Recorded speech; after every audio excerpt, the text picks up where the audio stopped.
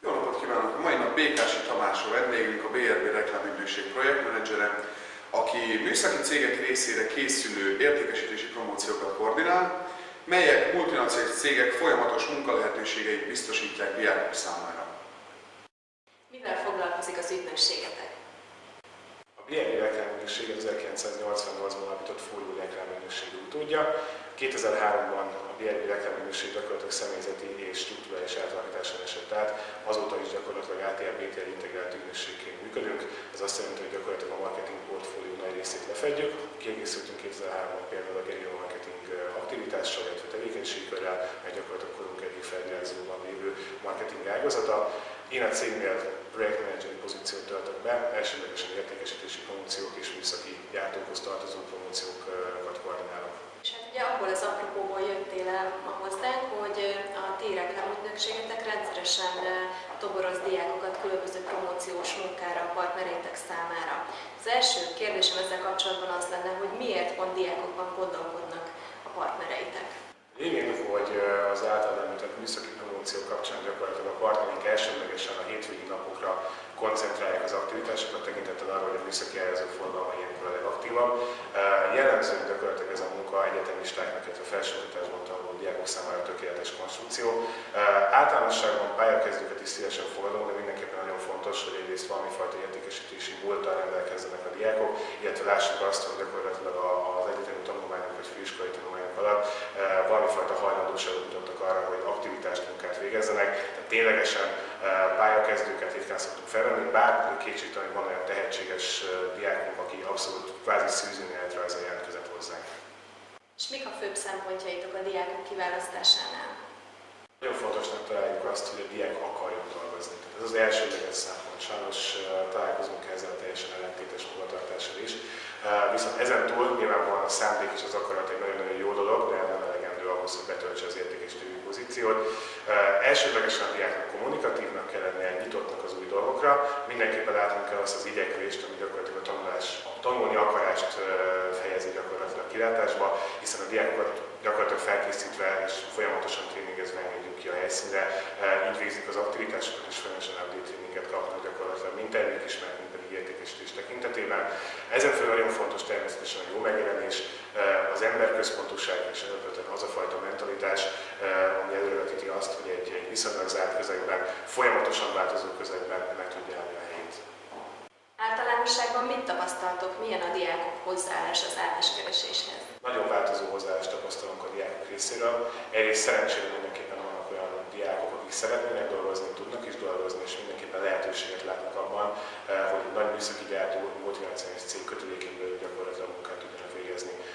És természetesen van olyan részük, aki nem lát ebben lehetőséget.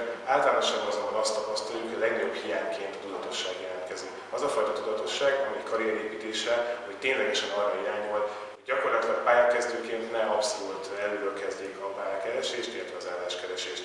Jellemzően azonban ezeknél a diákoknál azt tapasztaljuk, hogy kezdetben ugyan energiát és időt vonnak el gyakorlatilag a megbízói oldalról, szóval viszonylag gyorsan ki tudjuk szűrni azokat a jelentkezőket, akik valóban csak érdeklődnek a munkalehetőség iránt, viszont tényleges akaratot, szándékot nem látunk az oldalukra.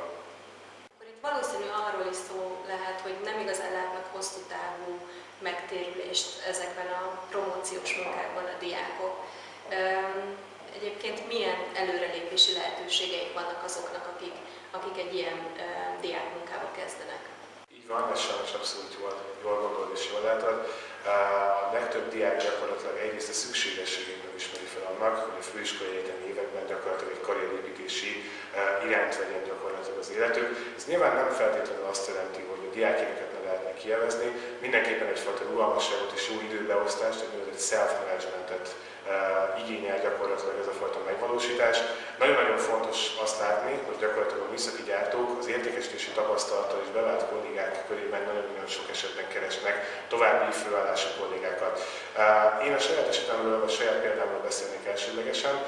Gyakorlatilag 4 évvel ezelőtt ugyanúgy értékesítési promócióban vettem részt, dolgoztam másfél éven keresztül egy műszaki gyártónál, ahol későbbiekben a pozíciót is elnyertem, hogy ezt követően gyakorlatilag a reklámügynökségnél, ahol most is dolgozom, hogy gyakorlatilag pontosan ezekkel az értékesítési promóciókkal foglalkozom. Hihetetlen nagy segítséget nyújtott az a fajta tapasztalat, amit az évek során felszívtam magammal gyakorlatilag, az aktivitások kapcsán, de ezen felül tudnék olyan példákat is említeni, ahol a műszaki gyártóknál területi képviselői pozícióban, marketingosztályon gyakorlatilag brand manager, illetve gyakorlatilag a brand managerek segítésére szolgáló support munkatársak kerültek ki promóciós munkatársak köréből.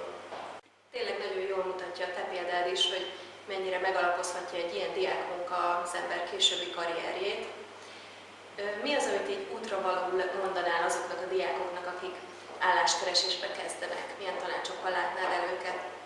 Ismét visszautalnék arra a gondolatra, amit előzőekben említettem, az self-management szükségességére.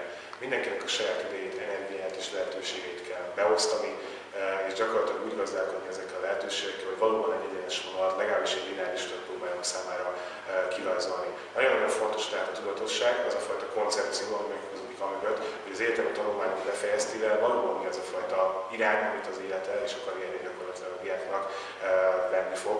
Nagyon-nagyon fontos az, hogy gyakorlatilag már a kezdeti lépésektől, tehát a munkalehetőség kiválasztásán egyfajta tudatosság jelentkezzen a diák részéről. Ezt követően valóban sablonos érték, azonban még a mai napig is sajnos több diplomás emberek esetében is megfigyelhető a probléma, hogy egy jól struktúrált, érthető, átnézhető és abszolút jó tartalommal ellátott önéletrajzot küldjenek be gyakorlatilag a későbbi munkáltató vagy megbízó számára. Ezt követően nyilvánvalóan szavahihetőség és gyakorlatilag az a fajta rugalmas hozzáállás egy nagyon fontos érték a megbízó számára, amit sajnos nagyon sok esetben nem tapasztalunk, akár diákok, akár későbbi munkavállalók részéről. Nagyon-nagyon fontos az, hogy a diák összpontosítva valóban tudatosan lépjen fel a munkaerőpiacon, és akarjon, ténylegesen akarjon valamit, ne csak a hullámok között gyakorlatilag próbáljon túlélni. És végezetül még egy kérdés, hogy milyen támogatást tudtok adni azoknak a diákoknak, akikben látjátok a lehetőséget? Ügynökségünk keretein belül működik egy olyan program, ami gyakorlatilag az általán tehetségesnek vagy a diákok felkarolására szolgál. Így gyakorlatilag készségfejlesztő, illetve személyiségfejlesztő tréningeket szoktunk teljesen ingyenesen tartani azoknak a diákoknak, akikben valóban látjuk a lehetőséget, esetlegesen pályakezdők, nem rendelkeznek mindazon tapasztalattal, amire egyébként a munkavállalásra szükségük lesz. Így gyakorlatilag nagyon szívesen segítünk ilyen tekintetben számukra, amelyet személyes konzultációra és nagyon sok esetben behívunk diákokat. Partnerei kötelékén belül dolgozó értékesítőink számára napi szintű segítséget nyújtunk. Ezen felül gyakorlatilag időszakos jelleggel értékesítési és termékismereti tréninget tartunk annak céljából, hogy a saját munkájukat jobb hatásfoknál tudják végezni, nagyobb sikerélményük legyen, és önmagában a megjelenés is sikeresebb legyen. Köszönjük szépen a beszélgetést, és biztos vagyok benne, hogy sokan megfogadjátok Tamás tanácsait a szakmai tudatosságot illetően, amiben egyébként úgy gondolom, hogy a bulizás is belefér. Én is köszönöm a beszélgetést.